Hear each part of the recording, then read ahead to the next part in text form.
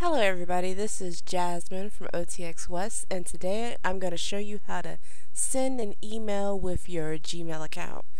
So the first thing you need to do is open up your internet browser, and in the address bar, left click and type in www.gmail.com.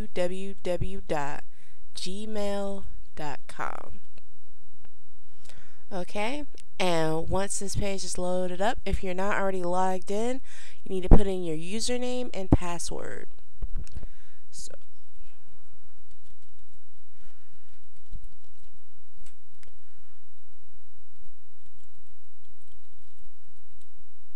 And we'll hit enter, or you can left click on the sign in button and it logs you in.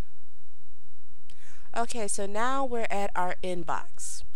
Okay, this is where all the email that anybody has sent us, including Google updates or information about other Google applications, go to here, our inbox. In order to send an email, a brand new email that's not a reply, we left click on Compose Mail,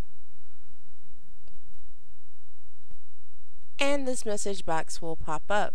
You'll see there are three parts to sending a basic email: to, subject, and your message. Now, to is pretty straightforward. That's who you're going to send your email to. This is where you type in the person's email address. Now, the thing you'll notice is the more you start using Google, the easier it gets because it remembers who you sent your emails to. So, like for instance, if I wanted to send an email to my OTX account, since we've already went back and forth, it already pops up, and all I need to do is hit enter and it automatically types it in for me. If you don't have the email address in your contacts already, you can just type it in. Remember to putting the name at Gmail or yahoo.com. If you're sending an email to more than one person, you need to have comma space in between each email. Also, if you're writing in the emails yourself, it's not important to have the little carets on the side. That's just a formatting thing that they put in for Google. So like for instance, if I just typed in another email address that's not in my contacts, it doesn't need to have the carets. But today we're just going to send the email straight to ourselves. Below that, you'll see two links. One says Add CC and the other one says Add BCC.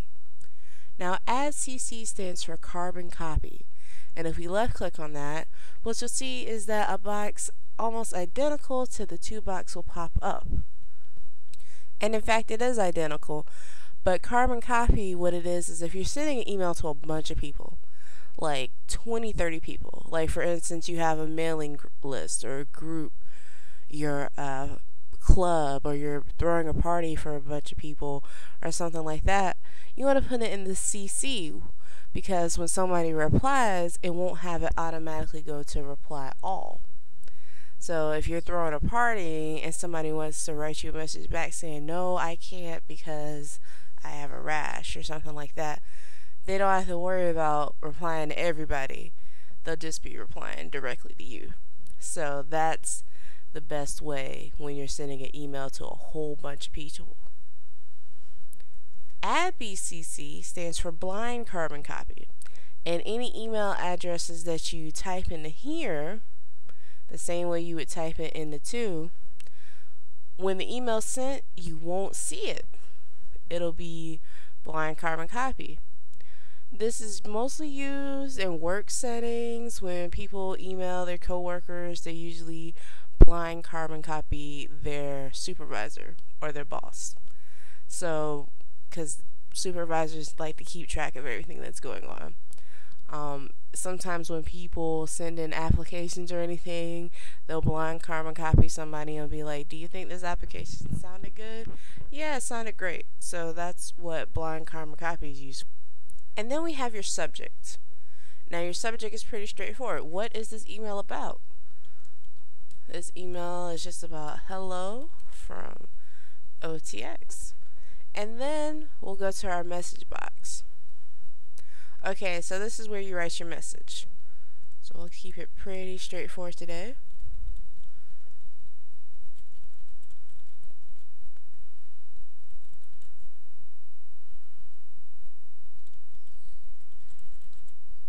Alright.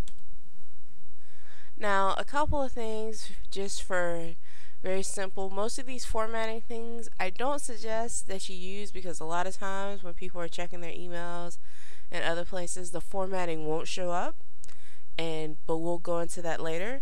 The one useful thing is check spelling. So I'll mistype in something just to show.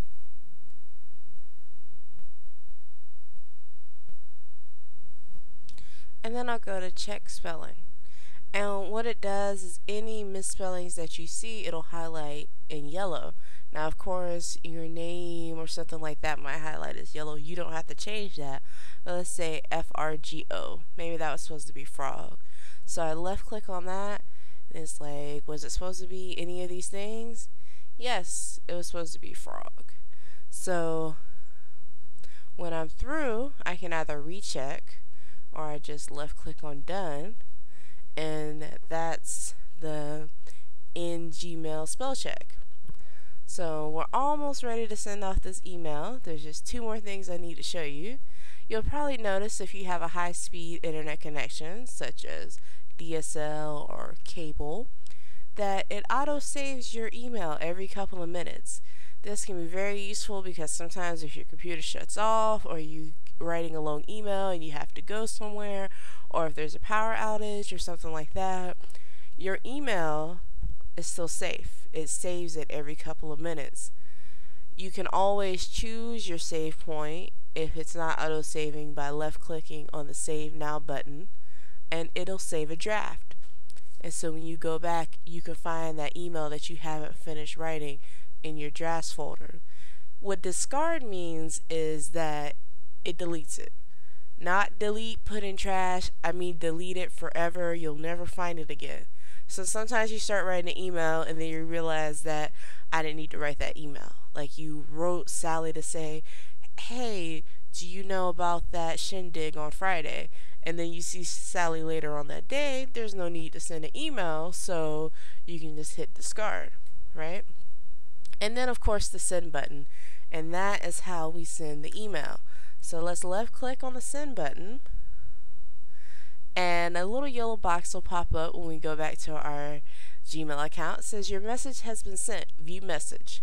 Now I can left click here and view my message, or I can go over to the left click on sent mail, and this is all the email that I've sent, right?